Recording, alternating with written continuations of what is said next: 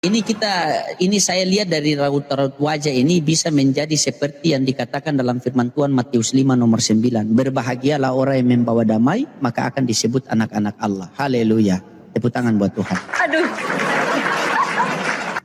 Coba baca. Sebab banyak penyesat telah bermunculan yang pergi ke seluruh dunia, yang tidak mengaku bahwa Yesus Kristus datang ke dunia sebagai manusia, itulah si penyesat dan antikristus. Kalau saya meyakini ayat itu Yesus datang ke dunia sebagai manusia, saya sesat atau tidak? Tidak. Tidak tersesat. Jika Anastasia meyakini Yesus datang ke dunia sebagai Tuhan, kamu sesat atau tidak? Jujur, ya katakan ya, tidak kata tidak, selebihnya dari si jahat. Sesuai Alkitabiah. Sesat atau tidak? Sesat loh. Sesat, oke. Oke, berarti Yesus Tuhan atau bukan Tuhan? Berarti Yesus. Harus, nah. Anastasia hamba Tuhan, berarti siapa Tuhannya Anastasia? Yesus. Yesus. Kalau di situ tertulis Yesus hamba Tuhan, berarti siapa Tuhannya Yesus? Allah. Allah, berarti Tuhan punya Tuhan. Nah, itu. Sebuah pengakuan yang sangat jujur dan menggetarkan pecah di tengah panggung debat lintas agama saat seorang wanita Kristen secara sadar mengakui bahwa Yesus bukanlah Tuhan. Ia berani menghadapi kenyataan pahit bahwa selama ini ia berdiri di atas keyakinan yang rapuh, menyadari bahwa status ketuhanan Yesus sebenarnya masih menjadi perdebatan panjang yang tak kunjung usai, bahkan di dalam lingkup agamanya sendiri. Logikanya terguncang hebat oleh satu pertanyaan besar yang menghujam nuraninya. Bagaimana mungkin ia menyembah sosok yang ketuhanannya saja belum disepakati sepenuhnya? Merasa telah keliru dalam memilih jalan hidup, momen kesadaran ini menjadi titik balik yang sangat emosional dalam pencarian spiritualnya. Simak bagaimana sebuah kejujuran nurani mampu meruntuhkan dogma lama hanya dalam video penuh pencerahan berikut ini.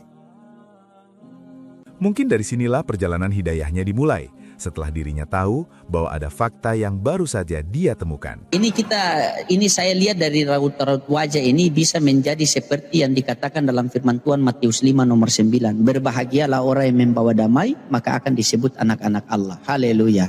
Tepuk tangan buat Tuhan. Aduh. Salah kak. Saya baca firman Tuhan kau ketawa. Ya, Anastasia salam kenal. Saya adalah penginjil jalanan. Ya, bukan seorang pastor, bukan seorang pendeta, melainkan penginjil ya. Saya tembusan lulusan dari Vatikan. Tepuk tangan buat Tuhan. Iya. Tapi profilnya apa? Kenapa? Tapi profilnya apa? Iya, memang agak Arab-Arab saya. Ganteng kan?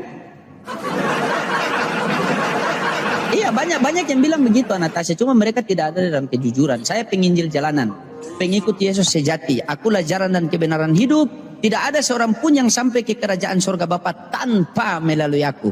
Ya, betul, Amin. Betul. Amin. Iya, betul. Amin. Yohanes 14 Ya, ayat 6. Betul? Yohanes 3:4. Yohanes 3:16. Karena begitu besar kasih Allah akan dunia ini sehingga ia mengaruniakan anaknya yang tunggal agar setiap orang yang percaya kepadanya beroleh hidup yang Nah kan? Jarang ke gereja ini, ketahuan. Jarang ke gereja ini. Saya tanya kamu dengan jujur. Oke, saya tanya kamu dengan jujur. Ya katakannya, tidak katakan tidak, selebihnya dari si jahat. Sudah berapa lama tidak ke gereja? Abang jangan tanyain gitu. Nah kan ini. Masalahnya, Inilah. bentar bang. Masalahnya gini bang ya. Kemarin tuh aku tuh habis putus sama mantan aku. Mantan aku teh Islam, jadi aku gak. Oh, mantanmu Islam. Oke, baik. Oke, kebetulan saya ini adalah penginjil. Jadi kita PKPK, kalau kamu kalah, biar saya injili kamu, oke? Challenge kita itu, kalau kamu kalah, saya injili. Tapi kalau saya kalah, saya nyanyi lagu rohani yang saya ciptakan sendiri. Waktu di Vatikan dulu. Oke, gas? Gas. Ingat ya, teman-teman, jaga ujung. Iya.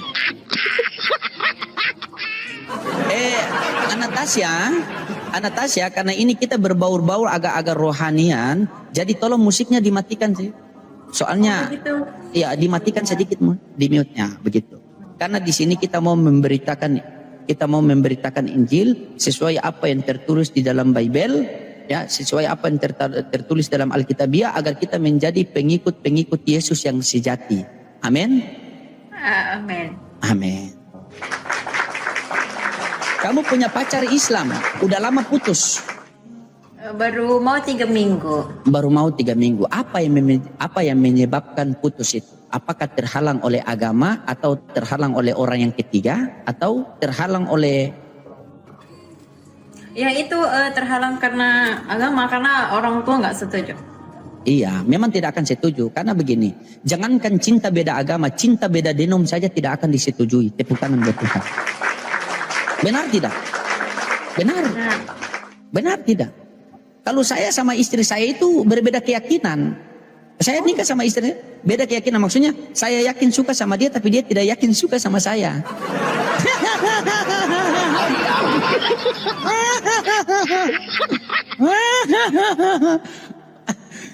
Iya, sakitnya beda keyakinan kita ini. Sekarang anak sudah 2, tapi sekarang dia sudah yakin suka sama saya. Dulu dia tidak yakin suka sama saya. Karena meyakinkan seorang perempuan mencintai lelaki yang ganteng seperti saya ini memang agak sulit. Karena kecemburuan itu kan.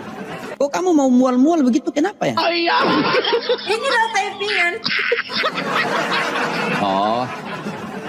Ya, jadi begitu Ana. Kalau di dalam kekristenan itu Ana, jangankan cinta beda agama, cinta beda denom saja tidak bisa. Dan kita tidak bisa dipungkiri. Di dalam kekristenan itu kurang lebih ada 3.616 denom.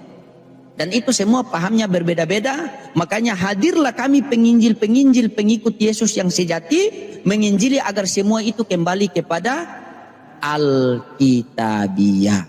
Amin. Amin. Amin. Bapa yang di sorga, dikuduskanlah namamu. Ya Bapa, jadikanlah anak ini menjadi hamba-hamba Tuhan yang baik.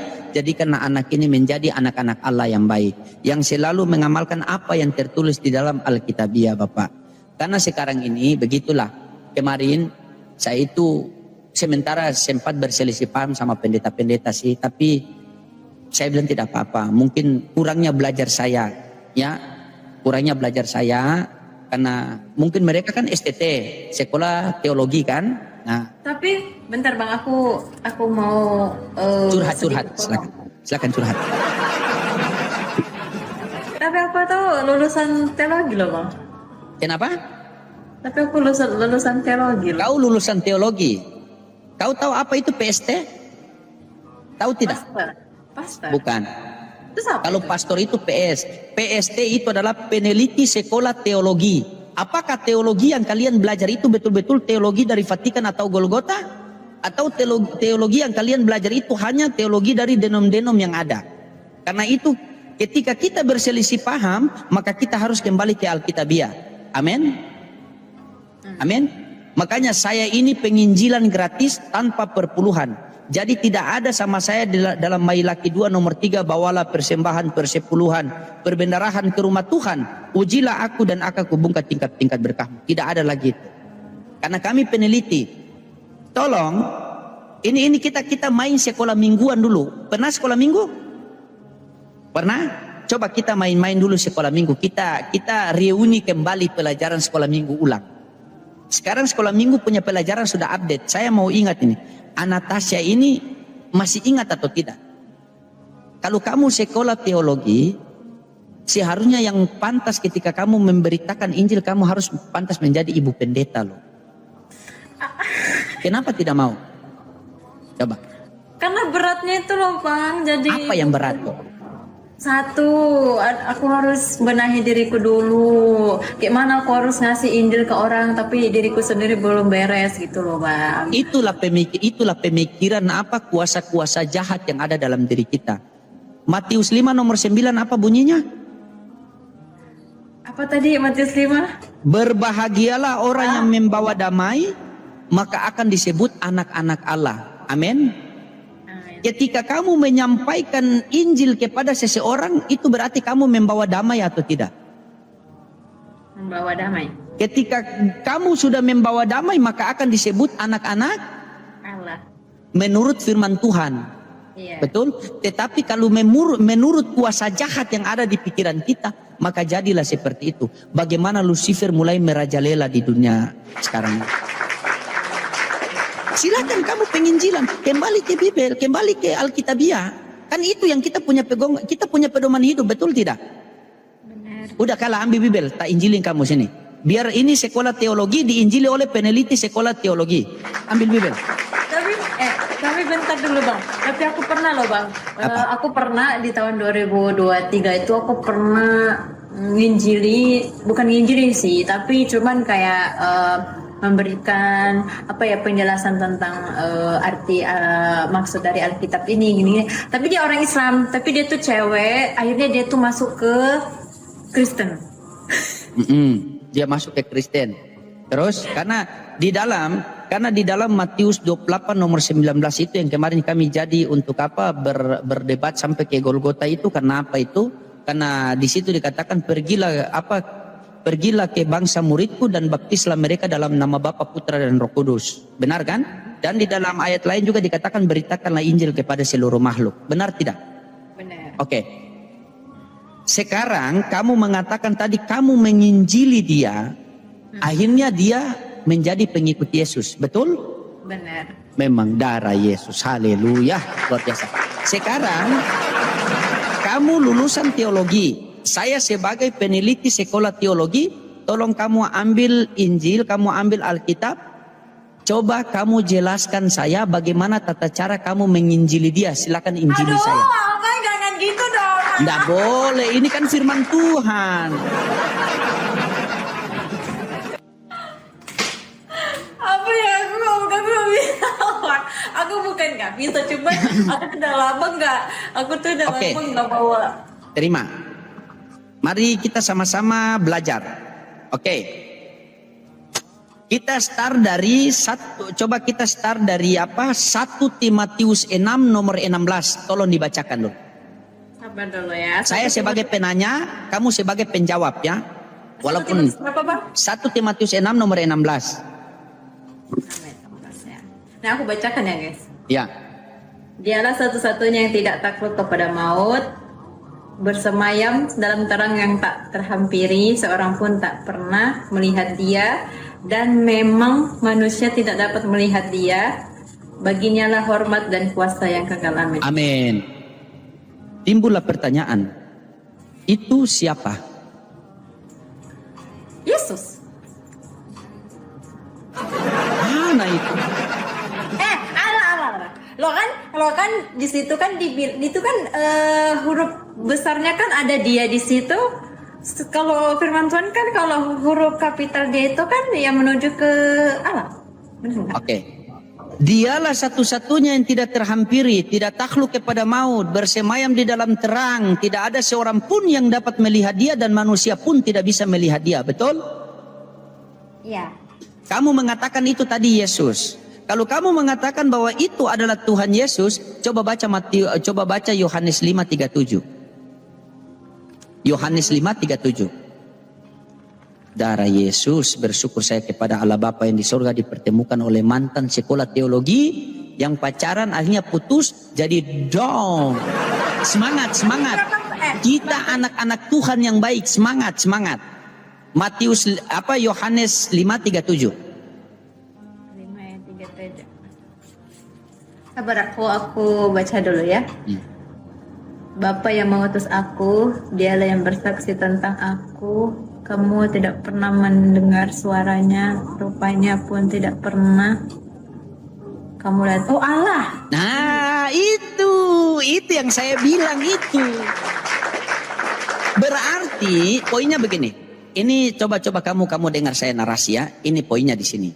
Di dalam 1 Timotius 6 nomor 16. Ya, dialah satu-satunya yang tidak terhampiri, tidak takluk kepada maut, bersemayam di dalam terang, tidak ada seorang pun yang dapat melihat dia dan manusia pun tidak bisa melihat dia. Siapakah sosok ini? Maka dijelaskan dalam Yohanes 3:34, dijelaskan dalam Yohanes 5:37, Yesus mengatakan, Bapa yang mengutus aku, dialah yang bersaksi tentang aku, kamu tidak pernah mendengar suaranya, rupanya pun kau tidak pernah melihat. Karena di dalam 1 Timotius 6 nomor 16 itu, dia tidak terhampiri, dia tidak dapat terlihat. Bagaimana kita bisa mengenal Allah Bapa yang tidak terlihat ini? Melalui utusannya yang diutus ke dunia. Benar tidak? Nah, makanya itu dalam narasi Yohanes 1:18, coba bacakan saya Yohanes 1:18. Yohanes 1 ayat 18 ya. Ini tidak seorang pun yang pernah melihat Allah, tetapi anak tunggal Allah yang ada di pangkuan Bapa dia yang menyatakannya. Tidak ada seorang pun yang dapat melihat Allah, melainkan anaknya yang ada di pangkuannya yang menyatakannya. Karena kita ini tidak tahu bagaimana itu rupa Allah, karena dia tidak bisa dilihat, dia tidak bisa didengar. Bagaimana kita bisa percaya kalau Allah itu ada namun tidak terlihat? Maka Allah mengutus utusannya ke dunia. Benar tidak? Untuk apa utusan Allah itu dia datang ke dunia? Baca Yohanes 3:34. Ini sekolah teologi ini saya injili dia hari ini, bayangkan. Sebab siapa yang diutus Allah, dia yang menyampaikan firman Allah, karena Allah mengurniakan rohnya dengan tidak terbatas. Sebab siapa yang diutus oleh Allah, maka dia menyampaikan firman Allah, karena Allah mengaruniakan roh dengan tidak terbatas. Yohanes 5:37 Yesus sendiri mengatakan, Bapa yang mengutus aku, dialah yang bersaksi tentang aku, kamu tidak pernah mendengar suaranya, rupanya pun kau tidak pernah melihat. Timbul pertanyaan, apakah Yesus pernah menyampaikan firman Tuhan? Pada saat itu bukannya dia? Baca Yohanes 17:8. Itu jawabannya.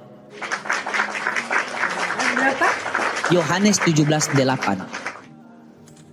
Nah ini sudah mulai masa sekolah minggu nih. Lihat akan dia lupa nih. Saya kasih pasti dia lupa dia. Pasti. Sebab segala firman yang engkau sampaikan kepadaku telah aku sampaikan kepada mereka, dan mereka telah menerimanya. Mereka tahu benar-benar bahwa aku datang daripadamu, dan mereka percaya bahwa engkau lah yang telah. Haleluya. Berarti Yesus menyampaikan firman siapa? Allah. Iya, itu pintar. Baca Yohanes 14 nomor 1. Ini anak sekolah minggu sekarang hafal. Saya mau tes kamu hafal atau tidak. Coba baca. Yohanes 14 nomor 1. Yohanes 14 ayat 1. Yohanes pasal 14 ayat yang ke-1. Berikutnya di situ rumah Bapa. Janganlah gelisah hatimu, percayalah kepada Allah, percayalah juga kepadaku. Oke, kita start dari situ pelan-pelannya, Anastasia. Janganlah gelisah hatimu, percayalah kepada Allah, percaya juga kepadaku. Ada berapa yang harus kita percaya di situ?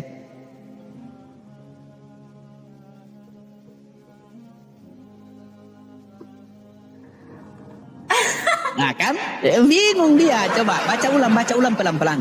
Baca ulang pelan-pelan. Masa sabar ya? Ya, baca ulang pelan-pelan. Baca ulang pelan-pelan. Ya. Ini, Kalau kamu tidak bisa tahu, berarti siap-siap kita berdua diikat dalam nama Bapa, Putra dan Roh Kudus.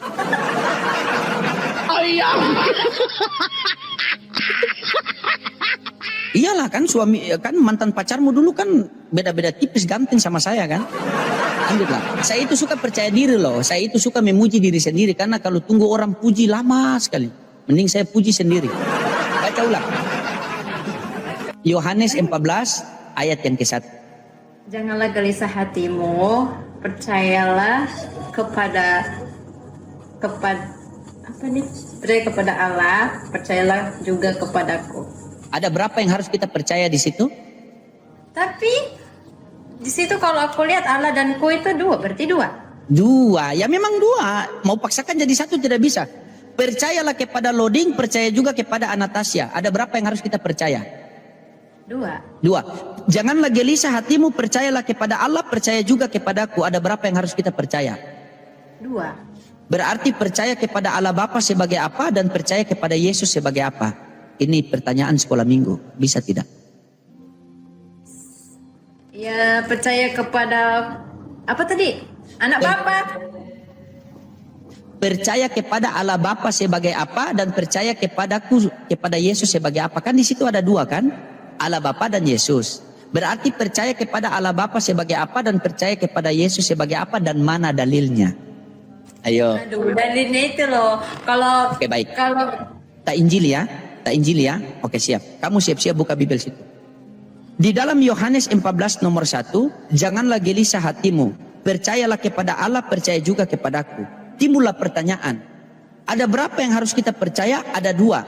Percaya kepada Allah Bapa sebagai apa dan percaya kepada Yesus sebagai apa. Oke, kita ke Allah Bapa dulu. Percaya kepada Allah Bapa sebagai apa? Baca Matius 11:25. Matius 11 ayat 25. Perkataan Yesus sendiri itu. Perikopnya ajakan juru selamat. Matius 11 ayat 5 ya.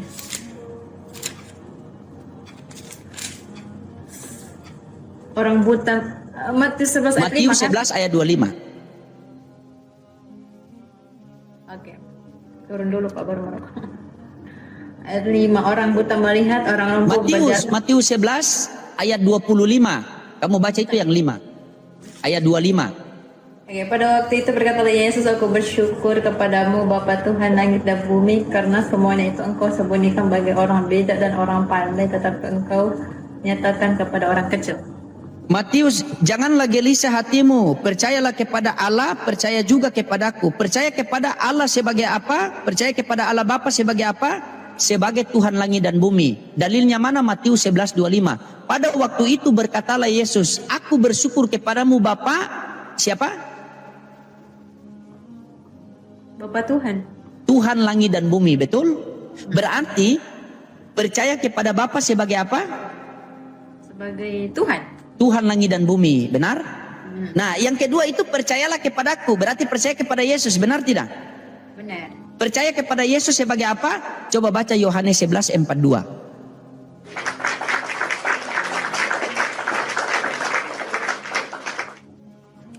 Namanya juga penginjil, Alkitabiah itu sudah di sini. Sudah di sini.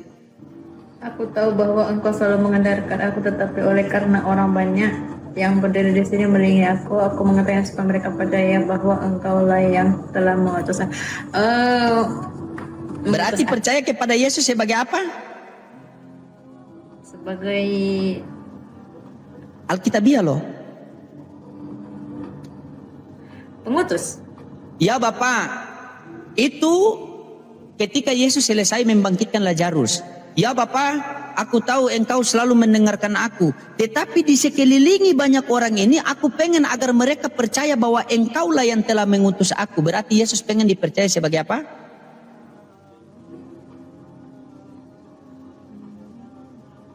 Sebagai Utusan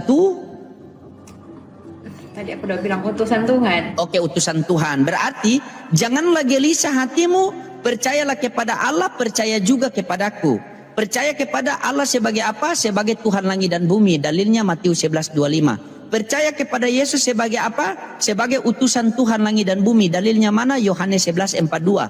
Jika kita sudah percaya Yesus, jika kita sudah percaya Allah Bapa sebagai utusan Tuhan, jika kita sudah percaya kepada Allah sebagai Tuhan langit dan bumi dan percaya kepada Yesus sebagai utusan Tuhan langit dan bumi, maka kita berhak memperoleh hidup yang kekal yang dijelaskan dalam Yohanes 17:3. Coba baca Yohanes 17:3.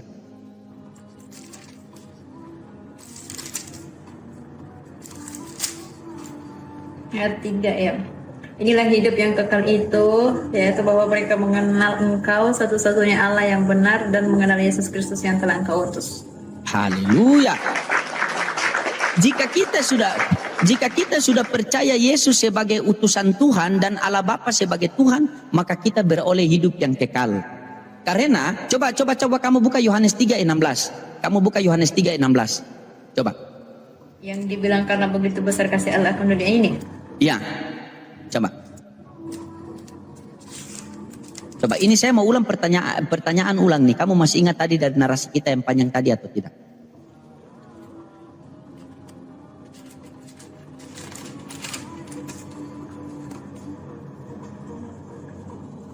Mana ya? Karena begitu besar kasih Allah akan dunia ini sehingga ia telah mengurniakan anaknya yang tunggal supaya setiap orang yang percaya kepadanya tidak binasa melainkan hidup yang kekal. Karena begitu besar kasih karunia Allah akan dunia ini sehingga ia mengaruniakan anaknya yang tunggal agar setiap orang percaya kepadanya beroleh hidup yang kekal. Percaya kepada anaknya yang tunggal yaitu Yesus sebagai apa agar kita memperoleh hidup yang kekal? Percaya sebagai apa? Sebagai apa? Yohanes 17:3 tadi apa? Sebagai utusan Tuhan. Utusan Tuhan. Buka Matius 12:15. Kalau di buku perikopnya yang B, baca Matius 12:15.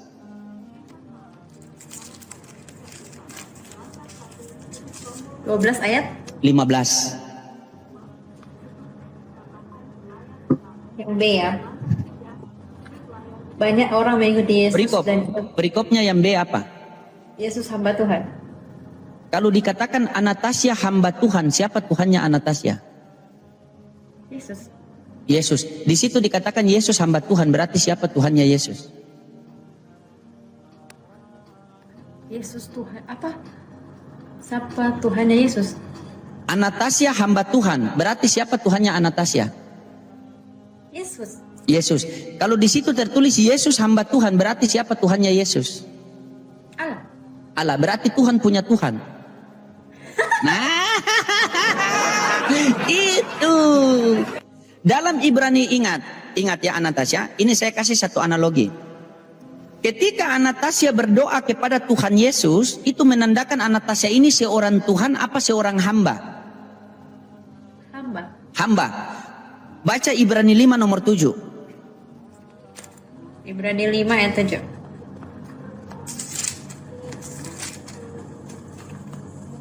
Dalam hidupnya sebagai manusia ia telah mempersamakan doa dan permohonan dengan ratap tangis dan keluhan kepada Dia yang sanggup menyelamatkannya dari maut dan karena kesalehannya ia telah didengarkan.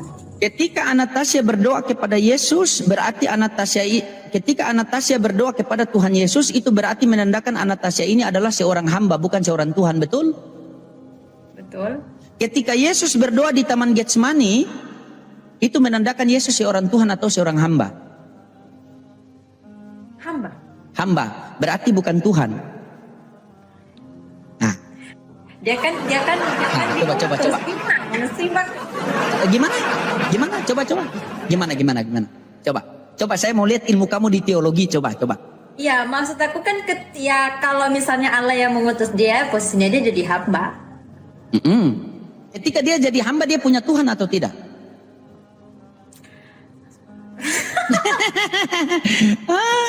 Coba begini.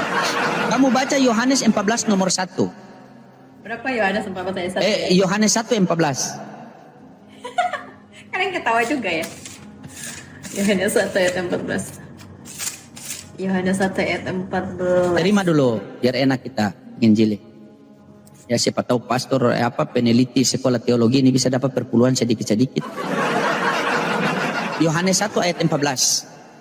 Firman itu telah menjadi manusia dan diam di antara kita dan kita telah melihat kemuliaannya, yaitu kemuliaan yang diberikan kepadanya sebagai anak tunggal Bapa penuh kasih karunia dan kebenaran. Oke, coba perhatikan, mainkan logikamu di situ. Mainkan pemikiranmu yang sehat di situ. Firman itu telah menjadi manusia dan diam di antara kita dan kita telah melihat kemuliaannya, kemuliaan yang diberikan kepadanya sebagai anak tunggal Allah Bapa, betul? Benar. Ya, yang diberikan berarti di situ ada yang memberi, ada yang menerima. Sepakat? Benar. Yang memberi siapa?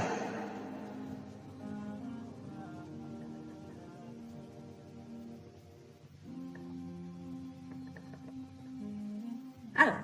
Allah. Yang menerima? Yang menerima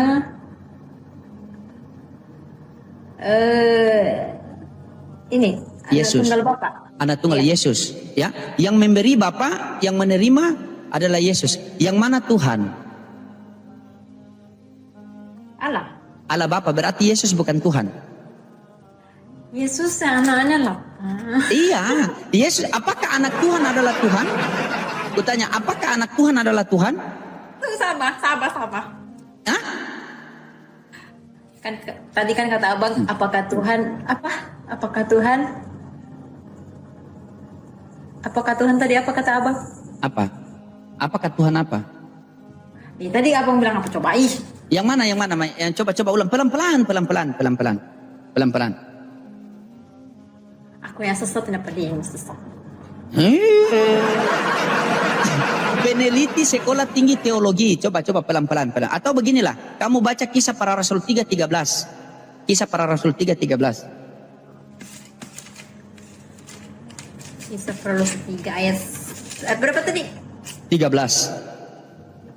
Ayat 13, Allah Abraham, Ishak dan Yakub, Allah nenek moyang kita telah memuliakan hambanya, yaitu Yesus yang kamu serahkan dan tolak di depan Pilatus, walaupun Pilatus berpendapat bahwa ia harus dilepaskan.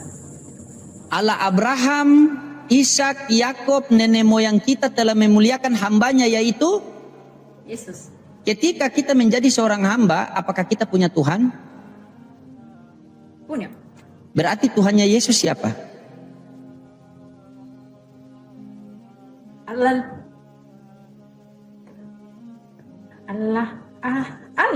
Allah. Berarti ketika Yesus punya Tuhan Allah, apakah Yesus juga Tuhan? Coba.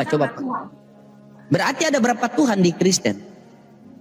Satu lah, kan posisi. Oke. Coba. Posisinya kan Yesus itu jadi manusia ketika dia itu diutus sama Allah. Jadi posisinya dia tuh kalau ketika dia ini diutus sama Allah, posisinya itu jadi hamba. Dia diutus ke dunia ini cuma memberitakan Injil, posisinya sebagai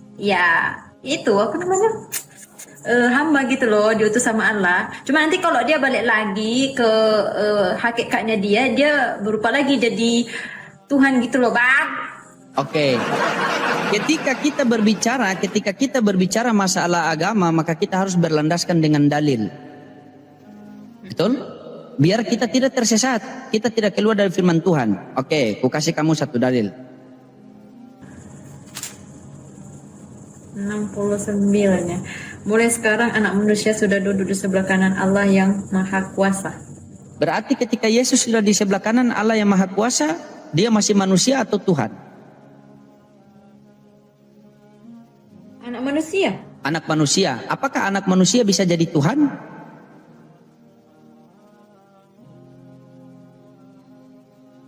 Semangat. Itulah kenapa saya jauh-jauh dari timur sampai ke Vatikan agar saya belajar sesuai tertulis dalam Alkitabiah. Karena sekarang pengajaran sesat sudah mulai merajalela yang tertulis yang telah dinubuatkan dalam 2 Yohanes 1 nomor 7. Coba baca 2 Yohanes 1 nomor 7. Terima. Baca 2 Yohanes 1 nomor 7. Terima dulu. Abis ini ya Bang ya, aku mau turun.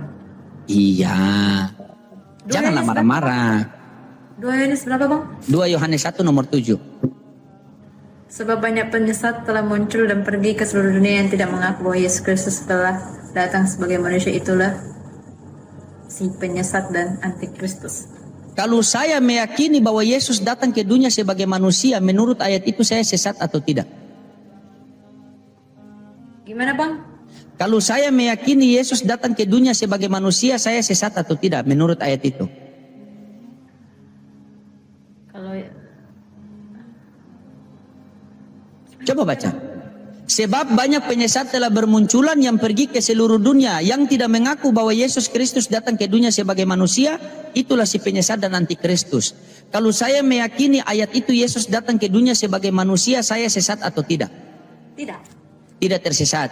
Sebab banyak penyesat telah bermunculan yang pergi ke seluruh dunia yang tidak mengaku bahwa Yesus Kristus datang ke dunia sebagai manusia, maka itulah si penyesat dan antikristus. Jika Anastasia meyakini Yesus datang ke dunia sebagai Tuhan, Anastasia sesat atau tidak? Jika apa?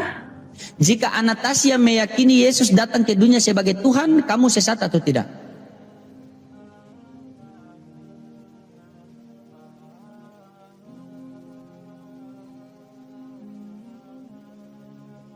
Jujur, ya katakan ya, tidak kata tidak, selebihnya dari si jahat.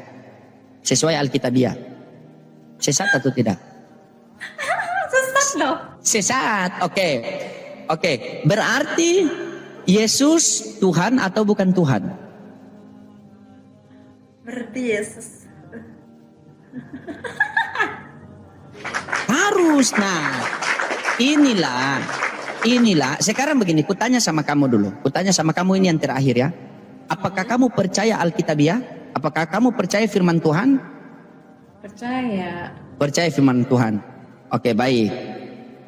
Janganlah dimatikan. Oke, kalau betul-betul kamu percaya firman Tuhan, coba kamu baca 1 Korintus 11 nomor 6. 1 Korintus 11 ayat berapa? 1 Korintus 11 ayat 6. Saya mau lihat kamu punya percaya firman Tuhan. 1 Korintus berapa? 1 Korintus 11 ayat 6. Ayat 6 ya.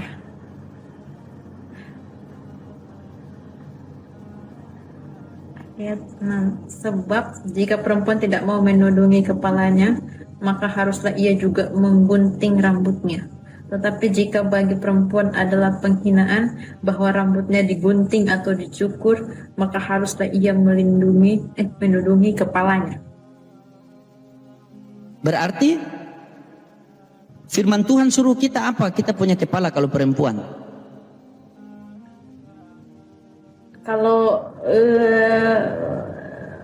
Kalau digunting dan dicukur harus dinudungi. Kalau tidak menundungi kita punya kepala, berarti rambut kita harus digunting, dibotakkan. Benar tidak? Gimana? Coba baca ulang pelan-pelan. Baca ulang pelan-pelan penuh dengan hikmah. Jangan fokus di tepingan. Kita belajar kok di sini. Banyak kuasa jahat di tepinganmu itu. Saya bisa melihat itu. Sebab jika perempuan tidak mau menudungi kepalanya, maka haruslah ia juga menggunting rambutnya.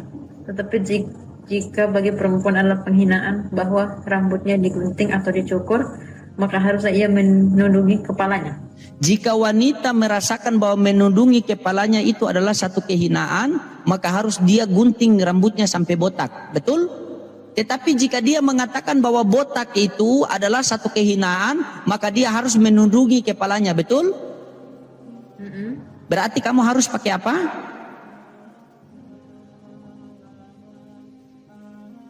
Tudungan. Ya sudah pakai, itu kan firman Tuhan. Buat apa lagi? Nah itu. Ketika kamu tidak mau, berarti kamu menolak saya apa menolak firman Tuhan?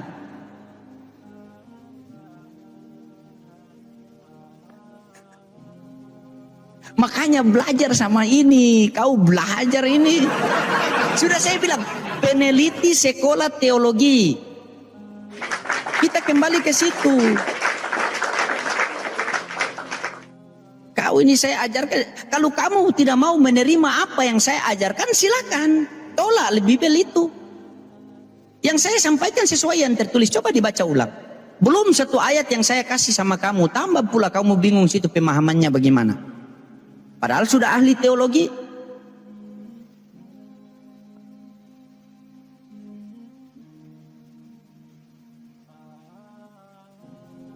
Tapi di ayat itu kalau bagi orang lain ya Bang ya, mungkin agak keliru mereka itu. Coba deh abang itu coba kasih aku lebih detailnya lagi tentang ini ayat 6 itu. Coba baca ulang yang pertama. Begini, buat apa saya kasih kamu yang detail tetapi kamu tidak mau langsung mempraktek firman Tuhan? Coba kamu baca ulang pelan-pelan. Coba baca ulang pelan-pelan penuh dengan hikmat, hadirkan Roh Kudus dalam jiwa kita. Tapi sabar Bang, bentar. Tudungan itu bukan berarti kalau misalnya kalau di Islam kan pakai kerudung ya. Pakai kerudung. Berarti kalau misalnya kalau di Alkitab terus perempuan itu pakai tudungan kayak gitu, bukan berarti mereka Islam kan? Yang tertulis di firman Tuhan di Bible itu disuruh atau tidak? Bukan masalah Islam atau Kristen, disuruh atau tidak? Ya kalau misalnya rambutnya digunting dan dicukur pakai tudungan. Ayat itu mengatakan jika wanita malu untuk menudungi kepalanya, maka rambutnya itu dibotak saja, digunting kasih botak.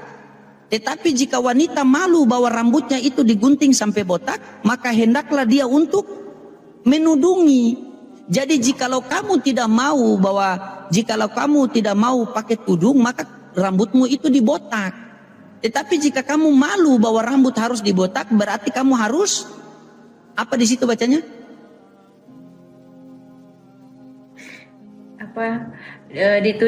Pakai tudungan. Kutanya sama kamu, itu kitab suci orang Islam apa kitab suci orang Kristen? Tapi kan di Alkitabiah ini tuh memang dia di Alkitabiah. Cuma kita balik lagi. Maksud itu tuh pada saat kejadian di Korintus. Pada saat itu. Sekarang hari itu pada saat kejadian di Korintus, kenapa masih ada di sekarang zaman kita? Kalau itu sudah tidak berguna lagi. Kenapa masih ada sekarang di zaman kita? Kalau itu tidak guna lagi. Kenapa masih ada? Pertanyaannya kan begitu. Apakah semua firman Tuhan itu yang sudah tidak berguna harus tertulis? Coba. Kalau memang itu cuma berguna untuk di Korintus, buat apa dituliskan di situ dan harus kita jadikan itu sebagai kitab suci? Atau beginilah, ini yang terakhir kali kutitipkan buat kamu berpikir agar kamu bisa mengkaji kembali teologi kamu. Coba kamu baca Matius 7, 21, 22 sampai 23. Itu yang terakhir. Matius 7, 21, 22 sampai 23. Coba dibaca yang terakhir itu. Matius 7, 21, 22 sampai 23. Matius 7 ayat 21. Ayat 1. 21 ayat 21, 22 sampai 23. Bukan setiap orang yang berseru kepadaku, Tuhan, Tuhan, akan masuk ke dalam kerajaan surga, melainkan dia yang melakukan kehendak Bapakku yang di surga. Pada hari terakhir banyak orang akan berseru kepadaku, Tuhan, Tuhan, bukankah kami berbuat demi namamu, dan mengusir setan demi namamu, dan mengadakan banyak mujizat demi namamu juga. Pada waktu itulah aku akan terus terang kepada mereka dan berkata, aku tidak pernah mengenal kamu, enyahlah daripadaku, kamu sekalian pembuat jahat. Islam, Kristen, Hindu, Buddha, Konghucu, siapa yang memanggil Yesus Tuhan?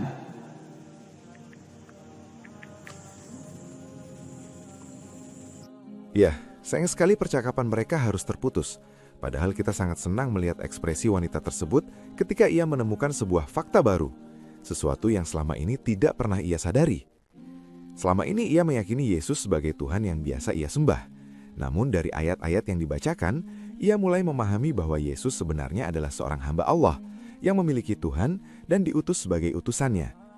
Ia awalnya hanya ingin mendapatkan siraman rohani, mendengar ajaran kasih dan ketenangan.